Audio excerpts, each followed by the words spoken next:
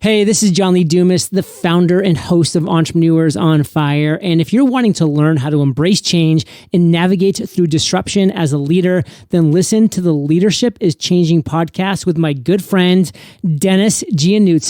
He's prepared to ignite. Welcome to Leadership is Changing. Each week, we and our guests provide information and insights through exploring leading change. This is taking your leadership to another level by finding the balance between executive excellence and personal well-being through stories that inspire real change. It's time to adapt in our fast-moving world when leadership is changing with your host, Denis. Hey, welcome to the show, Leadership is Changing. What we as leaders know to be true is that change is constant. Leaders everywhere confront similar obstacles because people are people, but everywhere you go, leaders are overwhelmed, disrupted, and under pressure. They run from email to email, meeting to meeting. Many leaders are not changing quick enough, which means they run the risk of becoming irrelevant and being left behind. The purpose of the show is taking our listeners' leadership to another level by finding their balance between executive excellence and personal well-being through stories that inspire real change. I believe we don't have enough effective leaders in the world today, and if we can get the leaders to step up and lead change, then they can inspire real change. Hey listeners, it's now time to adapt in our fast-moving world, and I want to welcome you to today's episode, which is another one of these mashups that I'm doing based on various episodes or guests that I've had on the show before. You know, we're going on 11 months now with this podcast and tremendous support. But you know what? The support we're getting around the mashups too, and people are really enjoying and sending me messages saying how much they are enjoying and revisiting some of these questions around the different episodes. If you haven't already checked out episode 00, go ahead and do that. It's my little story or introduction to the podcast and why I actually started this podcast. So go ahead and do that. And if you haven't already done so, go and check out, and we'd love you to join the Facebook group or the LinkedIn page, which is Leadership is Changing, and we would love to see you there. Okay, I've got 4 superb guests again to share with you in this mashup. John Lee Dumas, he's from episode 32. He is the podcast host of Entrepreneurs on Fire.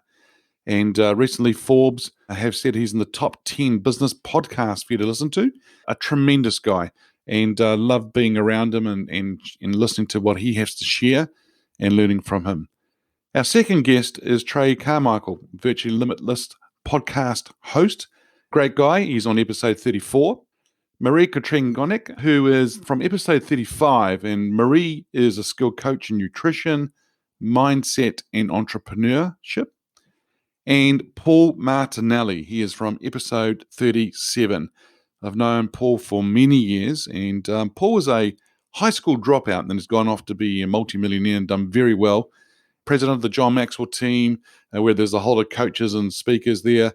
And he's shared the stage with many, many speakers, some very big names in the speaking industry, and a wonderful person to listen to. So team, sit back, take notes, and enjoy the actual mashup, and have a great time. Hey, the show here is called Leadership is Changing, and I know you and I have talked about this before, but Leadership is Changing, what does it mean for you? Leadership is changing. And the reason why I think that is because we used to live in a world where there were just gatekeepers for everything. I mean, you wanted to be in the movies, like you had to go through the gatekeepers in Hollywood. You wanted to be a singer, you had to go through the gatekeepers, and fill in the blank of whatever record studio label was big at the time.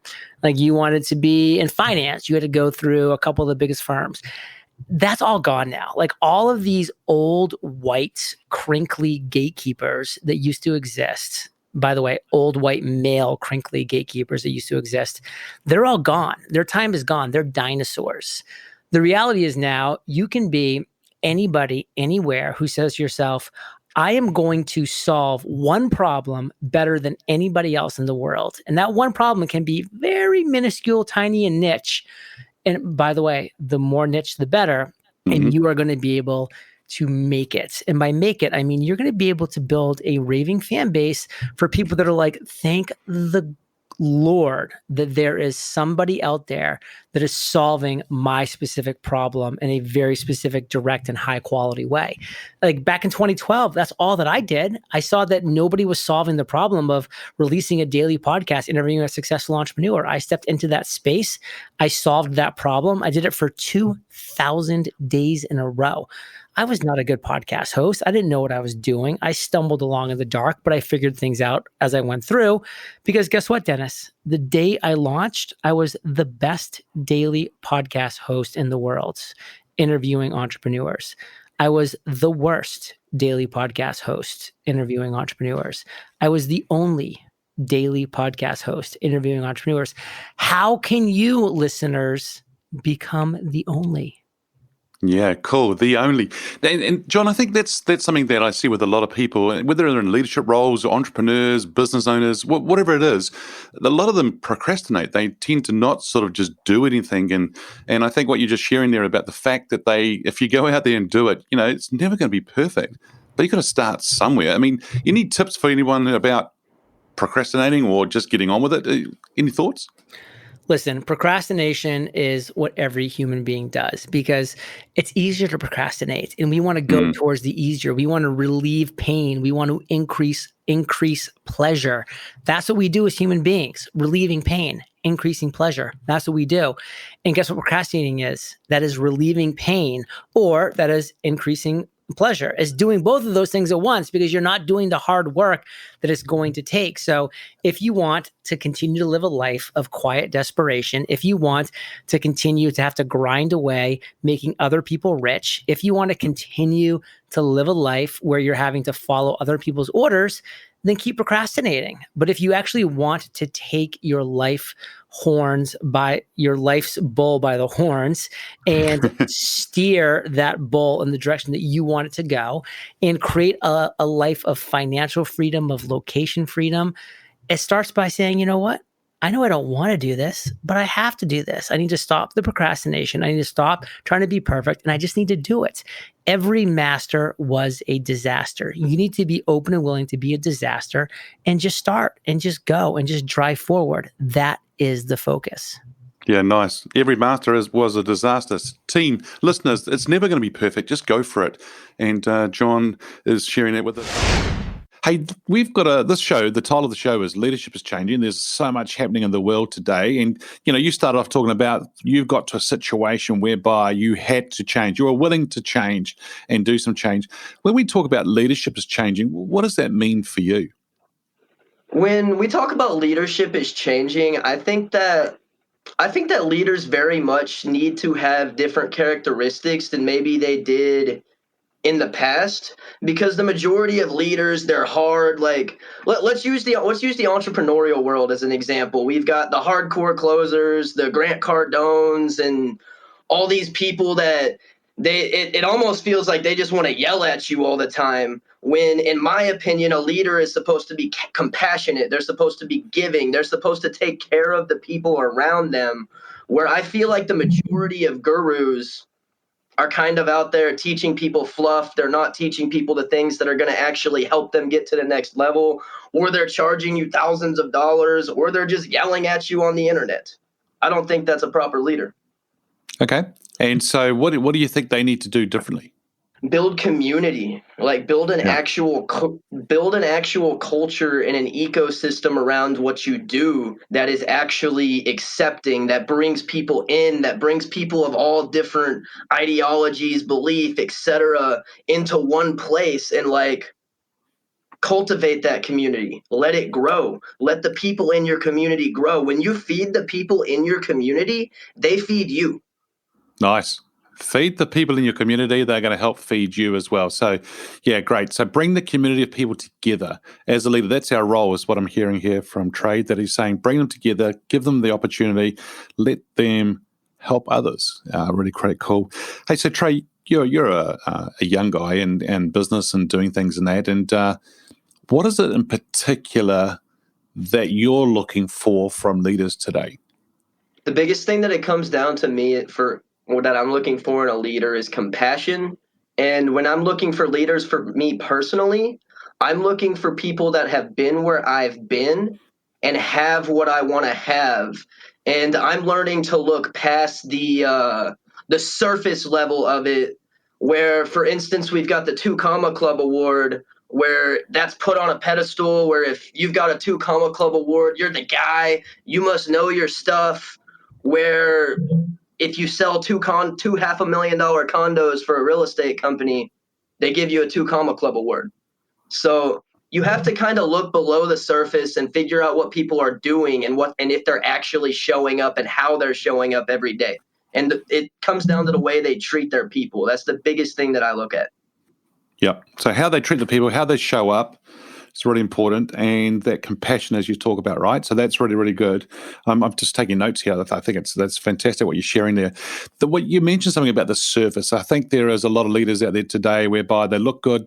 This is how I say it. They look good, they smell good, but it's very much a surface thing. If you dig a little bit deeper, there's not much there. Is that what you're saying? That they need to have something, that they have to done it, or they understand where you're going as well and helping you get there? I like to have a balance of both. I like to when I'm looking up to somebody, I like to find people who have actually been where I've been at and experienced the things that I've experienced, because they know how to conquer the problems I'm dealing with. Yeah, good. That's excellent. Yeah, so then they come along with some, what I call experiences, but war stories as well, right? Some examples whereby you go, oh, and then you can relate to it, because that's where you're going to learn a lot from them for sure. So, Marie, the show here, the title is Leadership is Changing. That's the topic we're talking about today. And when we talk about leadership is changing, what does that mean for you? For me, leadership is changing. It's how you can adapt in a situation, and you need to be very quickly to react on that. Like the COVID came up on us, and the leaders that are changing the world at that moment are leaders that have guts, that take risk, and they don't know where they can go, but they try to find opportunities. They need to look up to the sky and find the positive things. Like you say, every time when there is a crisis, there are big opportunities as well. And I know sometimes when you say it to the people in front of you, or you teach, or you try to help people, sometimes people are in such a dark place because they lost people, all the things, the economic crisis, it's very hard. And then you need to step up and really give them peace, tools, like the Leadership 8 Ways. So it's important to be able to do that. And you need to be strong and confident at that moment to step up and be the person who is looking to the sun. And even though you also have your anxieties, but you know how to handle them. You do your at the back end, you do like meditation or affirmations. You have a system in place that can pick you up when you have this anxiety. And that's what you can do to help people, help change in this world. And it's very important, the rapidity, how you do it. Yeah, and that's great teachings that you're sharing with us, or ideas, because you're right. I mean, so many leaders need to be confident, and people and the people in their organizations and the communities and that need them to be confident and strong. And so, as you say, if they look up rather than looking down, because if you're looking down, you don't actually have confidence. So if they're looking up, that's a great thing to do. And if they're strong, they can do it. I quite like what you were just sharing before about the handling the anxiety or being able to do that, but using some discipline to do that. And you mentioned meditation. Yeah. What are some things? Okay, so meditation, and it sounds like systems or processes or things that people can put in place. Meditation is one of them that you just shared. What else could there be that people can put in place to help them handle anxiety and things like that? Well, I think in this period, and I saw it with athletes as well, suddenly everything falls away. They don't have their discipline, and they have a team and they know what to do when, and everything falls away. So it gives uncertainty, anxiety. So I say to myself, you need to keep on doing it. I'm a very disciplined person. I always get up at the same time at 5 o'clock. And during the COVID, it was 4 o'clock because I was so pumped up with all the opportunities that came up on me. But I need to say, meditation was something that I implemented the day that COVID started, because I heard about meditation, and it was, I don't have time for that. I'm a high energy person. So it was meditation. No. So, and somebody said, start doing it. And I start doing it 3 times a day, 20 minutes before you wake up, 20 minutes, because when you wake up in the morning, the first thing is, oh, COVID, no work, this, that, all the impulses that are coming into your mind, you get up and you are already anxiety. You have already anxiety. Got anxious, yeah. So yes, you are anxious. So the first thing is I wake up immediately. I do my 20 minutes of meditation. It's a special meditation. I wake up, I do my sports, and it brings you immediately on a higher, a good energy, And this is very important if you want to go through this kind of period, that you are disciplined, that you distance yourself from negativity. It's the crisis. It's once in a lifetime. So you need to watch the news, but you don't need to overload yourself with negativity. If you read it once in the evening or during lunchtime, it's enough. The amount of deaths you don't need to scare yourself more. So instead of reading 6 hours the newspaper, do positive things. And that's the difference between going downwards or going upwards. Nice. The difference between going downwards or upwards, I'm going to write that down. The difference between downwards versus upwards. Yeah, and I think, Marie's just talking here about it, listeners, where she's talking about some structure, the discipline side of things, and sometimes that can fall away when we have an anxious scenario like the pandemic and so forth. And so being disciplined has really helped you through this as well. And so you've done the 20 minutes meditation in the morning, because I think what I just heard you say is that a lot of people, we wake up, and sometimes people wake up to the news on the radio or things like that, and straight away it's just negative, right? And straight away they're going to be talking about all sorts of things. However, if you can wake up and do that 20-minute meditation, put some positive thoughts and positive thinking, or even just clearing your mind from things. Yeah. But the next thing that you said was, I think, is very key as well, is exercise. Because if we can get out and exercise, and it doesn't have to be very long, right? I don't think. I mean, if people get out and exercise and help us get the blood... 20 minutes, yep. Get the blood flowing, get the thinking happening, help everything in the body wake up a bit, that'd be great. But the third thing you said was really, really, really, I think, just like, wow, and that is distance yourself from negativity. So team, distance yourself from negativity, because Marie's just said, and Marie, I've been working with some leaders, and one of them said to me he was obsessed with watching on the news every day and day in and out and on the couch. He was really worried. And I don't know what to do. And I said to him, stop watching the news, man. And like you said, it's important to know what's going on. So watch it once, but don't just stay there all day listening to it all, because it's not going to be good. But so distance yourself from negativity. Excellent stuff. And Paul, I know that the show here, the name of the show is called Leadership is Changing. And what you've just been sharing there and about what people think about and what's going on the inside of us and so forth.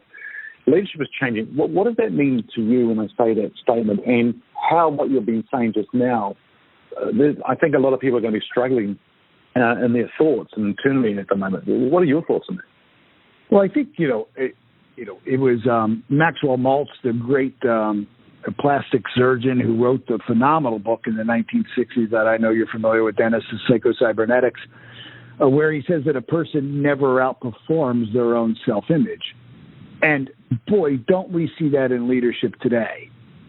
We've got insecure leadership everywhere we look. And that insecurity shows up in their decisions or the lack thereof. It shows up in their character. We just never outperform our own self-image. And it's a shame, because we have before us both the greatest opportunities and the greatest challenges. And if we can get some leaders that could stand in their truth of who and whose they are, and who could stand for other people and guide the way, the world could be transformed into truly the utopia that I think we all know that we're capable of living in. We are, in fact, at any given time, our own worst enemy. We are. And, it can be transformed. I mean, with these leaders, as I said in my introduction, if they can step up to be the leaders that they can be, then they can inspire things. They can inspire people, motivate them, but also take motivated people and inspire them even further. That'll be wonderful to see, and that's what the world needs, right? Yeah, well, look, I mean, we got to have leaders that have guts to break things, okay? Some things need to be broken, right? And, there's two types of change. There's a cyclical change, and then there's structural change. And I think what we've got a lot of leaders that are trying to win a popularity contest. They don't want to rock the boat. They don't want to break things. So they're afraid of introducing structural change. But structural change is where all transformation takes place. So, we see cyclical change every single day. Turn on the stock market and you will see, watch the commodity prices, and based on the weather and based on oil, we will see commodities of beans and pork bellies and, coffee. Those prices will incrementally change. It's cyclical, seasonal even, almost predictable. Structural change, though, is a change that's introduced that you don't get a vote if you participate in structural change. Like we're not going back to the rotary phone and fax machine. If in the early 1900s, if Henry Ford would have asked the world what they wanted, the world would have said a faster horse, right? Not a combustion engine. But yes, we're not going back to the horse and buggy. And so we need to have leaders that are willing to introduce the world to structural change. But structural change is scary because it's permanent. And if the leader is insecure and the leader lacks the character, who's going to follow them into structural change? Because it's structural change that we need. Yeah. And lacking the character of a leader is just, because I'm seeing, Paul, that there's a lot of leaders out there whereby there is, surface-wise, they seem okay, but if you dig deeper, there's just empty, or there's just not that character of a leader. Are you seeing that as well? There's no depth. They're a mile wide and inch deep. They're afraid to stand for something. They stick their finger, in their mouth and then up to the wind to see which way they should go today. That's not leadership. I mean, that's not leadership. I mean, that's Gallup, the opinion poll company, right? And it's leadership by opinion. That's not what leadership is. That's not what leadership is. Leadership is the ability to identify, the true best next step for mankind, and then a person who has the courage and the vision to cast that vision, put people right in the middle of the picture, let them see themselves in that change, and then lead. Not to lead by opinion poll and what everybody thinks. People are just so afraid to lead. They're so afraid to stand for something that they fall for anything. Yeah. Stand for anything and fall for anything. Is that what you're saying? Yeah, I mean, they're so afraid to stand for something that they fall for anything. Hey, listeners, I hope you really enjoyed that mashup from today's episode of our four wonderful guests, John Lee Dumas, Trey, Marie, and Paul. And it's just wonderful to have them with us. And if you want to check out their episodes, we'll have those in the show notes for you to listen to the full episodes if you want to. Hey, once again, if you haven't already checked out episode 00, go ahead and do that. And also join us on the Facebook group or the LinkedIn page, Leadership is Changing. Hey, listeners, what we as leaders know to be true is that change is constant. Change is incredibly scary, especially with the unknown and unfamiliar territory. It's time to adapt in our fast-moving world when leadership is changing. Look out for the episodes as they're being published, released. Download them, have a listen, put a review and a rating. Feel free to share them with your friends, your family, your network. If there's any feedback you'd like to give me about the show, or if there's a question you have for my guests as I interview them, or you have a question for the Ask Denis Freestyle episode, feel free to send me an email, dennis@leadingchangepartners.com. Team, it's always a pleasure being with you. Thanks for tuning in. Until next time, bye for now. Thank you for listening to this episode of Leadership is Changing with your host, Denis Giannoutsas. Each week, we and our guests provide information and insights through exploring leading change, inspiring executives and leaders to adapt and lead a bigger game in a fast-moving world.